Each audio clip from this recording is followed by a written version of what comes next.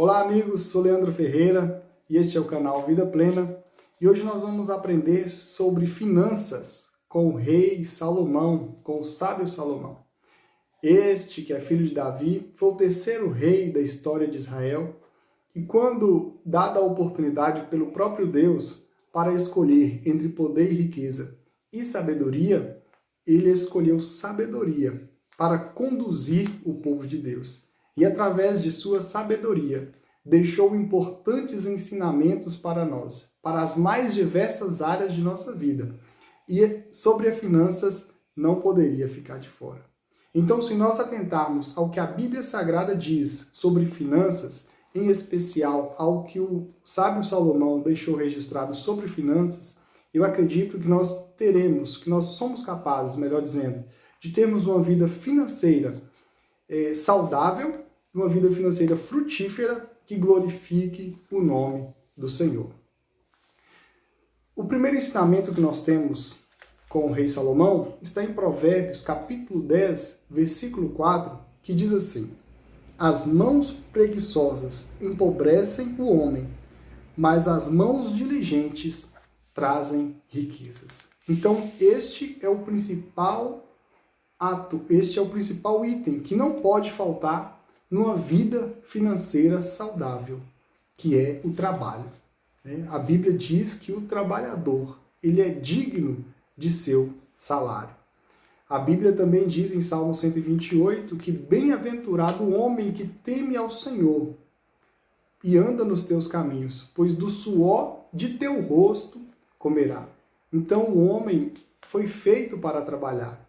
O homem, ele deve trabalhar. E trabalhando de maneira diligente, trabalhando de maneira honesta, que glorifique a Deus, ele terá o resultado do seu trabalho. E esse resultado será uma vida financeira saudável, será o início de uma vida financeira saudável. Podemos assim dizer, o ponto de partida para uma vida financeira que glorifique o nome do Senhor. O segundo ponto relacionado à vida financeira, também escrito por Salomão, está em Provérbios, capítulo 22, versículo 9, que diz assim: quem é generoso será abençoado, pois reparte o seu pão com o pobre. A generosidade, ela deve estar presente na nossa vida. Tomemos como exemplo o próprio Deus, que nós vemos em toda a Bíblia, que o Senhor Deus nunca deixou o pobre desamparado, nunca deixou o órfão, nunca deixou a viúva desamparado. E nós devemos ser canal de bênçãos, que fará com que as bênçãos do Senhor passem pelas nossas vidas e alcance essas pessoas. Praticar a generosidade, praticar a caridade, praticar o amor de Deus, é tornar o reino de Deus, tornar o amor de Deus prático, alcançando essas pessoas através da generosidade. E, se possível, sejamos também hospitaleiros, porque a palavra do Senhor diz que os irmãos da igreja primitiva, sendo hospitaleiros, alguns hospedaram anjos e foram alvos das bênçãos do Senhor. Então, seja dispenseiro, se permita ser abençoador de outras vidas, se permita ser instrumento de Deus, praticando a generosidade e a caridade.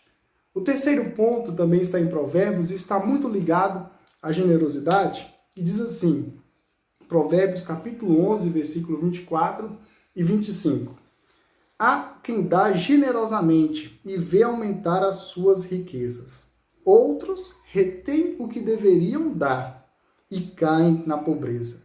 O generoso prosperará, e quem dá alívio aos outros será aliviado.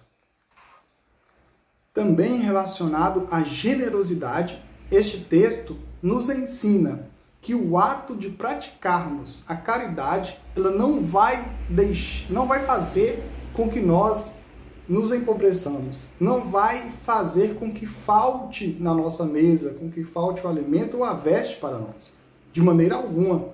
Pelo contrário, fará com que nós sejamos ainda mais prósperos em nossas vidas, em todas as áreas da nossa vida. Este texto também diz, na parte B do versículo 24, que alguns retêm o que deveriam dar. O que eu entendo por isso aqui? Eu entendo pessoas que têm a oportunidade de doar, de praticar a caridade, mas talvez por fazerem juízo de valor, de buscarem saber o que a pessoa fará ou deixará de fazer com a doação, ele acaba não doando, acaba retendo o que deveria dar. E nós não devemos ser juízes para julgar as atitudes das pessoas. Não. Todas as vezes que tivermos a oportunidade, todas as vezes que tivermos acesso, de alguma maneira, de qualquer maneira, tivermos acesso a pessoas que necessitam de uma ajuda, de um auxílio, de um amparo, de um alívio, nós devemos assim fazê-los para a glória do nome do Senhor. E o texto termina dizendo, no versículo 25, que quem dá alívio aos outros será aliviado.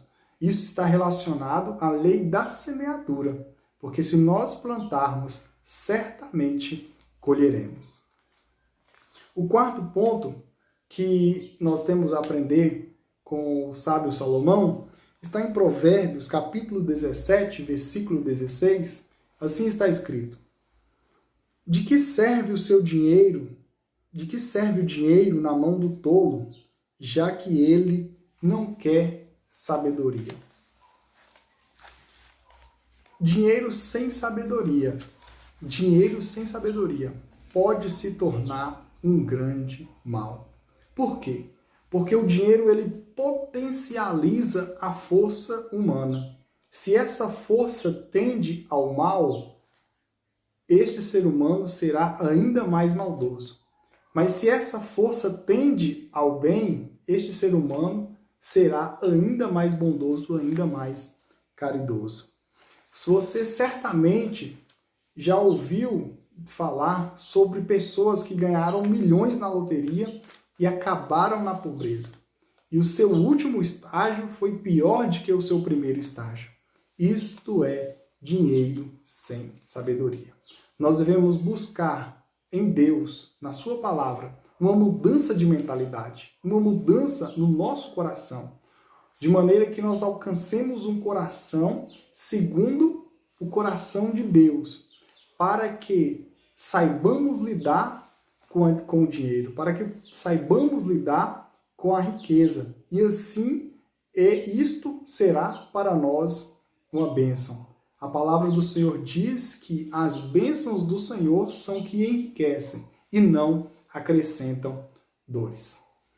O quinto ensinamento que nós temos também sobre finanças está em Provérbios, capítulo 23, versículos 19 e versículo 21, que diz assim: Ouça, meu filho, e seja sábio. Guie o seu coração pelo bom caminho e não ande com os que se encharcam de vinho e se empanturram de carne. Pois os bêbados e os glutões se empobrecerão, e a sonolência os vestirá de trapos. Este texto está relacionado às nossas companhias, está relacionado aos nossos círculos de amizades. Certamente, você já ouviu falar que nós somos a média das 5 pessoas com quem mais convivemos. Se você anda com glutões, você acabará se tornando um glutão. Se você anda com beberrões, certamente você acabará se tornando um beberrão. Cedo ou tarde, inevitavelmente, nós estaremos pensando como eles, falando como eles e agindo como eles agem. Então, procurem se cercar de pessoas boas, procurem se cercar de pessoas sábias, tementes a Deus, pessoas que buscam uma vida financeira saudável para a glorificação do nome do Senhor. E assim nós alcançaremos as bênçãos de Deus e o favor de Deus para as nossas vidas. O sexto ensinamento que nós temos na palavra do Senhor está em Provérbios, capítulo 15, versículo 22, diz que os planos fracassam porque faltam conselhos, mas são bem-sucedidos quando há muitos conselheiros. Isso está relacionado às nossas fontes de informação. Certamente você já viu muito e talvez até se perguntou sobre o objetivo das biografias.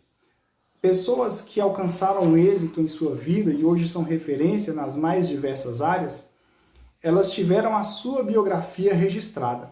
Para que serve isso?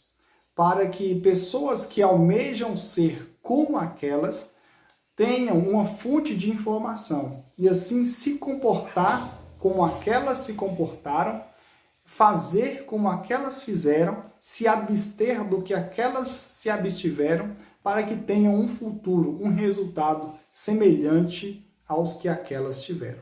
Então isso está relacionado à nossa fonte de informação, à nossa fonte de conselho. Procure conselho, primeiramente, na palavra do Senhor. Depois, procure pessoas que tenham uma história moral e ética dignas de admiração. E procure agir como elas. Procure bons conselhos, porque na multidão de conselhos está o bom resultado, está o bem, está o ser bem-sucedido. O sétimo conselho que temos nos escritos de Salomão está em Provérbios, capítulo 14, versículo 23, que diz assim: o trabalho árduo traz proveito, mas o só falar leva à pobreza.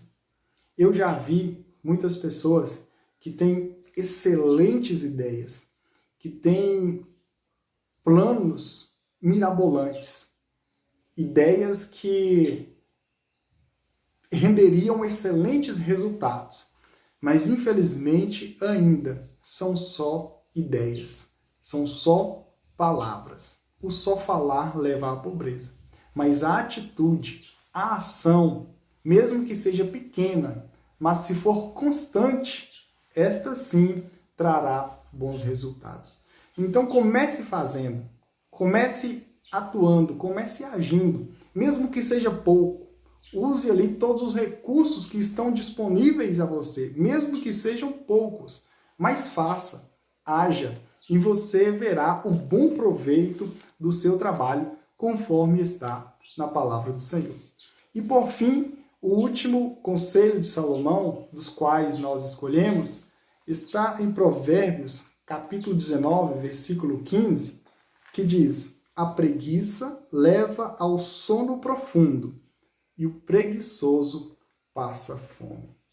Nós não devemos confundir descanso com preguiça. Muitas pessoas vivem a preguiça achando que está descansando. Outras não descansam pensando que isso é preguiça. O descanso faz bem.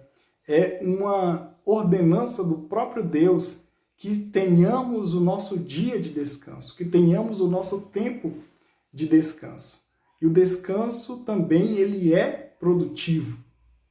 Então, abandone a preguiça, abandone a procrastinação, abandone o sono profundo e passe a trabalhar, passe a andar em direção aos teus sonhos, em direção aos teus objetivos.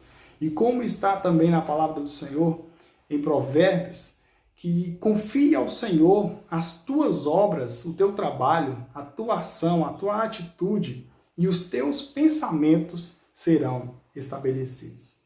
Então estão aqui 8 princípios de Salomão aplicados a finanças.